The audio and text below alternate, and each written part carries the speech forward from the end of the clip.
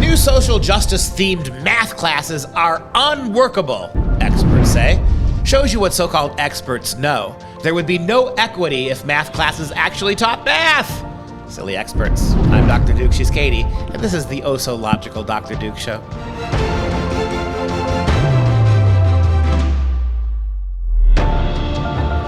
Hello, everyone, and welcome to the Dr. Duke Show. We are the only program that keeps you educated on the craziness impacting K-12 classrooms and them pesky college campuses around the world. Today's show is sponsored by MyPillow. MyPillow is always offering great deals, and this week they're going back to their roots, offering their premium MyPillow valued at $70 for just $30.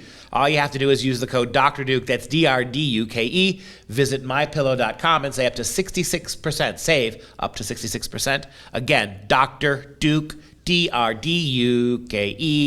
That's our jingle, DRDUKE.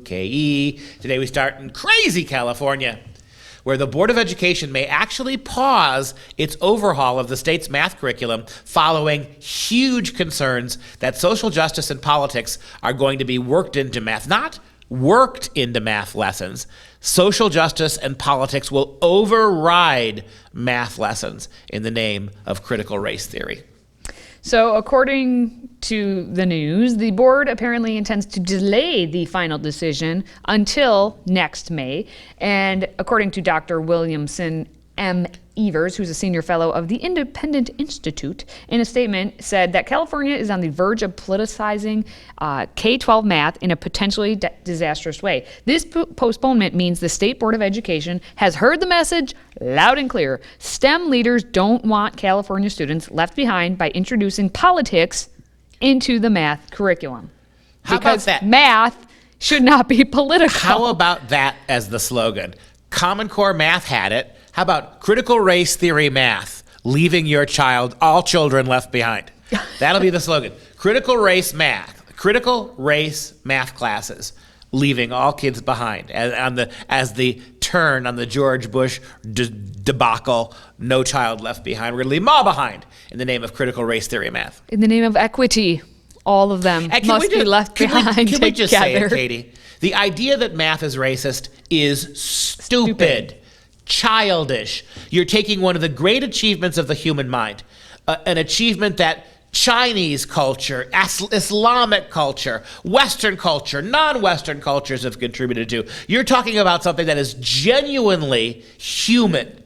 The development of mathematics, one of the highest order things that the human animal has ever accomplished, and you're turning it into race, class, and gender. No, numbers don't lie. Theorems and postulates, geometry and trigonometry, calculus, there's nothing racist about those things. Only the fact that some kids aren't smart enough to do it. I wasn't. No one mistreated me. And if your kid happens to be black and not an ace mathematician, that ain't racism either. Math is one of those things, like playing the piano, that some are going to get and some of you aren't.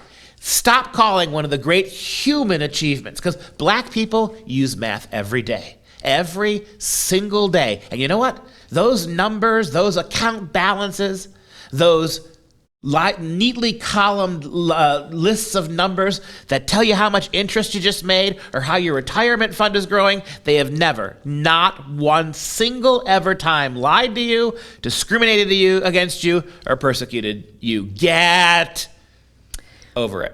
Well, I mean, you said it in that way, but the experts in the fields of science, math, and engineering and other fields wrote it a different way. And an open letter, which, I mean, for being STEM fields, the fact that they're writing very fluent. Like the English people. Wait a minute. Are you saying you could do both? Is that okay? No. Is that not What allowed? you're saying is, see how racist these math professors are, these STEM people? They're actually using the Queen's English when they write. Now, if they really cared about people, they'd have written their letter in Ebonics. There you go. Well, according to their open letter, they say, for all the rhetoric in this framework about equity, social justice, environmental care, and culturally appropriate pedagogy, there is no realistic hope for a more fair, just, equal, and well-stewarded society if our schools uproot long-proven, reliable, and highly effective math methods and instead try to build a mathless, brave new world. Look at them. They're even bringing in literature. Literature. This is white supremacy. Notice, to try to accommodate my producer, I leaned way back before You I tried. shouted. I'm trying. He can get mad at me all he wants, but I tried. I'm telling you, this is the thing, man. You see how once you cave into this idea that critical race theory supersedes math and science and biology and its ability to tell truth. In fact, when you argue that not philosophy, not history, not literature, not science and math, those things don't tell us anything. Only the critical race tactician has the power to be able to understand these things. Then you get stuff like this. You think it's crazy what Katie and I are joking about? No. So you got to STEM people, right? Right away, that's racist. People who, according to critical race theory, STEM is the promotion of science, technology, and math, white supremacy. And when they write letters saying we've got to get politics out of math, they're doing it in perfect English, which is also white supremacy. And as you just said, furthermore, right, they're quoting great works of literature, white supremacy, to make a point. And if critical race thing is all you got, if critical race thing is your hammer, everything else is a nail. It is childish. Hammers are racist too. Now, according to, if you haven't been paying attention, I guess, according to the framework, we'll explain a little bit of that just so you're on the same page as us, which also, again, is racist, I'm sure. The new curriculum that they're wanting to put in, not the STEM people, but the California, they want to recognize that mathematics over the years has developed in a way that has excluded many students. And they add that because of inequities, teachers need to work consciously to counter racialized or gendered ideas about mathematics achievement. Can I point out that that's a lie? Mathematics has not developed into racism and sexism. It hasn't. What's happened is black kids and oftentimes even women have fallen farther behind men and whites and Asians. Now, that's not the problem of math. It's not the problem of math teachers necessarily. It's a problem about something totally different. You understand it? It's not a math problem. It has nothing to do with those numbers. So the basic lie that you're being told here is the one that we've got to stop swallowing. And so also, one of the bullet points within this framework is all students deserve powerful mathematics. We reject ideas of natural gifts and talents. We've talked about this before, how if you're gifted and talented programs must be cut because of racism. Close up on Duke. Told you so. Told you so. Didn't I tell you so? I told you so. I really, really did tell you so. Didn't I tell you so? When you scratch a progressive critical race theorist, what you're really attacking here is somebody who doesn't like the fact that people are individuals, not part of some equity collective. In other words, scratch a globalist, you get a socialist.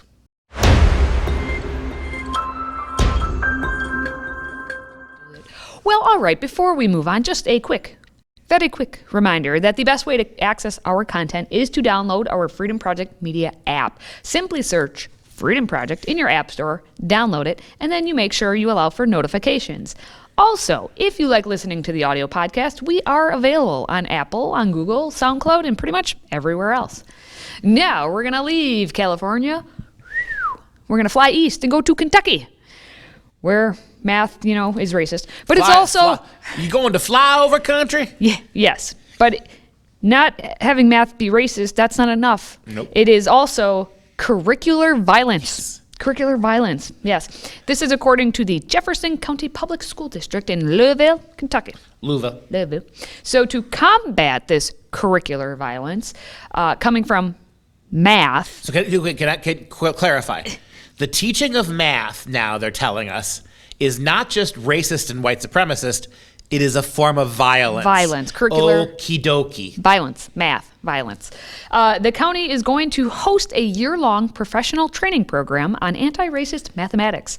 And the program's goal is to eliminate curricular violence and innovate mathematics education through anti-bias, anti-racist, and racially equitable practices. Sounds delightful. Wait, Mr. Carter, I didn't hear an explanation about how actually math is violence. Is there one there? Because We need you to write in or call into the Dr. Duke Show if you've ever been minding your own business, strolling through a dark alley at night when you were mugged by the number 8. Did that ever happen to you? I need to know, seriously, if sitting on a bus, a fraction came up to you and stole your purse? 8 Mile in Detroit. Now that movie wasn't a front. But was it the mile or was it the 8? That's a good question. If it was 1 mile, would it have been violence as well? I don't know. I'll have to talk to Marshall Mathers about that. I mean, because do we need to dig up Pythagoras and put him on trial for his geometry? No, because I'm sure he would be racist himself, so we don't need to. Notice what happened here. They tell you that it's violence, and everybody nods, but nobody ever explains it. And the fact that they are having a year-long professional training program. Here's what it is.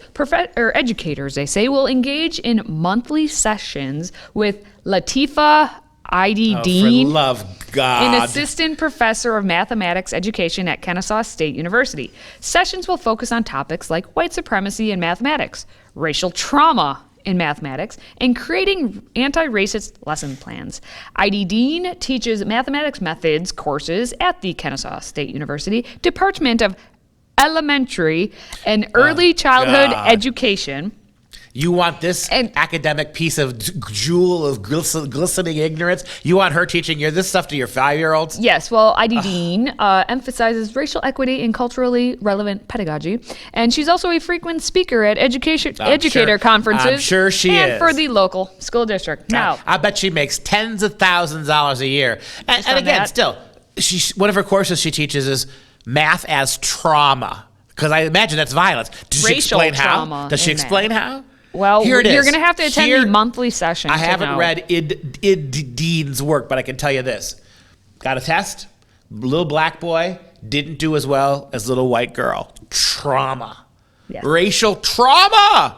Now, the sessions are beginning in August. They're going to run through May of 2022. And each month, the participants will spend 2 hours being told how they can eliminate racism in math. And they will also receive individual coaching and feedback. And honestly, you know how you get rid of, if you buy this ridiculous premise, the only way to get rid of bias and violence in math is to not teach math. Let me repeat that. Don't teach it. Because not everybody is good at it. Just stop teaching it. Or teach it in a way where nobody actually learns math, and that's equal trauma. Ding, ding, ding. That's what they're going to do, yes, because the teachers who are accepted into this program will be required to teach anti-racism math sessions during their spring of 2022 semester, and they are told that they should plan for wider dissemination of their learning within their school and the district. Translated, they want anti-racism everything in every subject throughout the entire school, always. Well, and what they're told, these math teachers, are you will have to set aside serious time in the semester to not talk about math, but to talk about how math is racist. And then once you do that, your work will be a model for other disciplines to do the same thing every single day. And the district already is doing that because there's another year-long program that's being hosted by the school district, and that's trying to inject the anti-racism into other topics such as history. Oh, what are they going to learn there? Well, part of their program introduces teachers to various takes on U.S. history. Not, history, war history, American history, world, and none of that, which, the history you got. Instead, they're getting a book that is titled A Queer History of the United States. They're getting another called A Disability History of the United States. Right. So not just history of the United States. The only history your kids are learning is politicized history. So they're going to learn all about queer history in the United States. They're all going to learn about disability. Literally now you've got disability studies, right? Let's look at the history of America only from the perspective of people who have disabilities. Do you understand what a completely balkanized, ridiculous, twisted way of seeing history this is? And again, notice the big takeaway from this is the only way to successfully teach math in the critical race theory era is not to teach it, is to keep your kids illiterate of it. And that's what you're sending your kids to public school for. You got 1 month, mom and dad, get them out.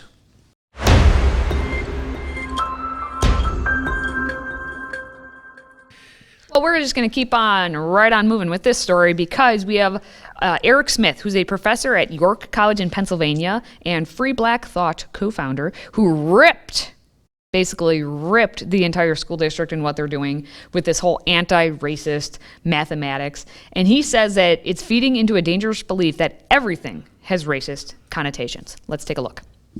The powers that be among the anti-racist circles, for example, really want to be thorough about this. And when I say thorough, I mean thorough. Yes, math is racist. They're going to racialize breakfast cereal soon. I mean, they want to touch on everything. They're actually going after language now. Black linguistic justice is racist to teach black students, especially standard English. So this is not just a math thing. And obviously, you know, to a 5-year-old, this is not good for black students. Let's make no mistake that racism is an industry in America. There is money to be made. Not just giving speeches, but giving workshops or giving curricula that is quote unquote anti-racist when it's actually quite racist. Yeah, we really need to celebrate this guy as a professor. He actually has the temerity to point out, God bless you, sir, that race is a hustle. It's an industry. People like Ibram X. Kendi and Hannah Jones, all these lightweights, these intellectual lightweights who who just throwing around this critical race theory without any deeper philosophy behind it or any purpose other than to tear things down. He's right. It's an industry. 25 years ago, it was Sharpton and Jesse Jackson, right? Shaking down Toyota. Either you give us this amount of money in graft, or we're going to tell everybody, black people, boycott these racist companies. Fast forward to today, it's Kendi and Jones and others. Race hucksters, race grifters who are using this current fad to just bleed the public system, school systems of money, our taxpayer money. It's a complete racial hustle. It is about making the money, as he said. And the fact he's like, well, they're going to make cereal racist. They already had. Do you remember a couple years ago, it was Corn Pops. Yep. Corn Pops was racist because on their cover, they have a ton of Corn Pops. And the only brown Corn Pop was the janitor. Right. Which how about Rice Krispies? So whatever. Oh, and Rice Krispies is Snap, Pap, Crackle, and Pop are all three little white dudes. Right? Little elves. Little elves. And then if you made one of those little elves black, it would be like, why are you minimizing the black elf? And why is that elf, labeled third and not first or second? Why is he Pop, not Snap? Crackle and Crackle, Pop. crackle, crackle. But either way, he brings up all the common sense points that we've been talking about that I still don't understand how maybe mom and dad, these superintendents, how can you not see it? And I know the answer is because they don't want to see it, so they're just going to go on with whatever it is they want. But common sense America, like, what else can we do at this point to make you stand up and say, enough's enough, like, we're done. We're over it. Yeah, this is a draw a line in the sand thing. This is so ridiculous. I go back to what I said before. This whole episode today has been about math. As for somebody who has as little, Katie's a humanities person too. Hey. She's better at math than I am. I was in calculus. Yes, she was. Better at math than I am, but you're a humanities person, That's right? true. And I am a total humanities geek. But we're here. We dedicated this show to math because we understand that how critically important math is to your kids' education. It is the foundation of most science. So one philosopher actually said the following. I can't remember his name at the moment. It just popped into my head. One philosopher actually said that if God had a language, if God spoke but one language, it would be mathematics. Think about it. Mathematics is a universal language. It doesn't matter what your background is, doesn't matter what your culture is, doesn't matter what you speak or don't speak, doesn't matter what your religion is, doesn't matter what your preferences sexually are, doesn't matter if you're tall or short, smart or stupid.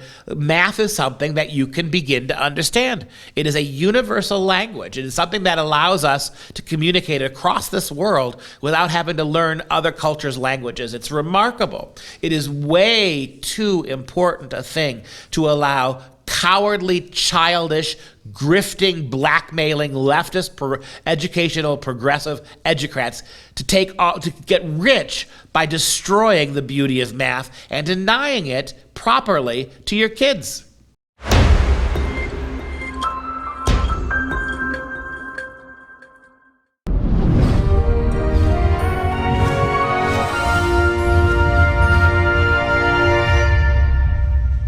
It's time now for some real education.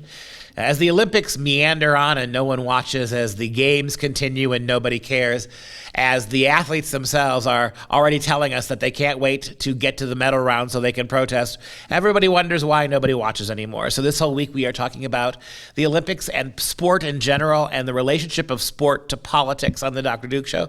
We've looked at a number of quotes so far this year. We will continue this week. We will continue to look at them all through the end of the week about this. Is it really such a good thing to mix politics and sports? I know it's trendy to say now that everything is political, Dr. Pesta. Every time you eat a box of Raisin Bran or you stop at a stoplight, every time you scratch yourself below the waist, there's politics involved with that, and we got to deconstruct that politics. Nonsense! I think this whole show today was dedicated to the premise that math is apolitical, and we demand that you prove it's not, because you can't do it. So speaking about sports and politics, do we really need politics and sports? Our quote today is from that homespun Saturday Night Live wit and philosopher Norm Macdonald. And somebody needs to tell Norm that the color yellow does not look good on that pasty white face. Nevertheless, Norm Macdonald said this about sports and politics. And I quote, "I don't really like politics that much, and I like the order and simplicity of sports. They have an ending. You can argue with your friends about it, sports, but in the end, you still like sports. I almost love the fantasy world of sports than I love the real world." Norm, you're right. This is the thing. This isn't to say that sports can't be political after the fact, or that what happens in sports can't be a major influencer of how community and culture and civilization evolves. That's okay. But it's got to be sports first.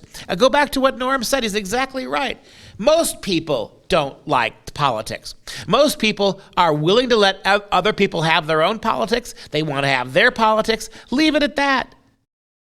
But I like the order and the simplicity of sports. That's beautiful. Sports is order. It is rules.